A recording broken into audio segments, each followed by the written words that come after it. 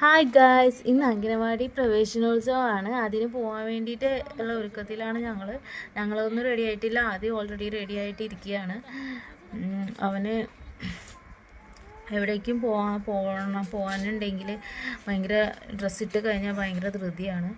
അങ്ങനെ അവന് ഷൂസൊക്കെ ഇട്ട് കൊടുത്തു. ഷൂസ് ഇട്ട് കഴിഞ്ഞാൽ പിന്നെ എങ്ങനെയെങ്കിലും ബൈക്കിൽ കയറിയിട്ട് ട്രാവൽ ചെയ്യണം.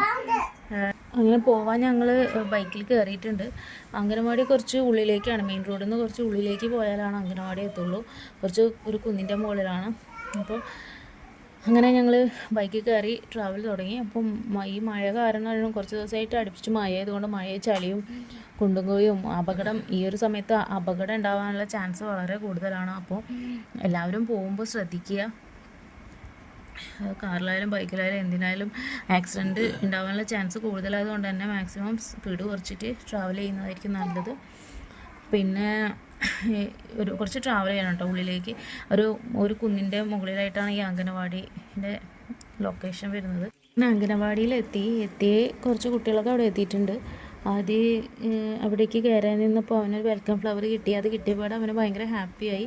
പിന്നീട് അവിടെ ഞങ്ങൾ എത്തിയപാട് ഞങ്ങൾ എല്ലാവർക്കും സ്വീറ്റ്സൊക്കെ വിതരണം ചെയ്തിരുന്നു. അതേപോലെ പായസം കിട്ടി.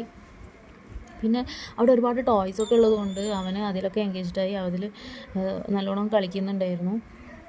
പിന്നെ അവിടെയുള്ള കുട്ടികളുമായിട്ട് പെട്ടെന്ന് തന്നെ ഇണങ്ങി. അതിനിടയ്ക്ക് വഴക്കൊക്കെ കൂടി.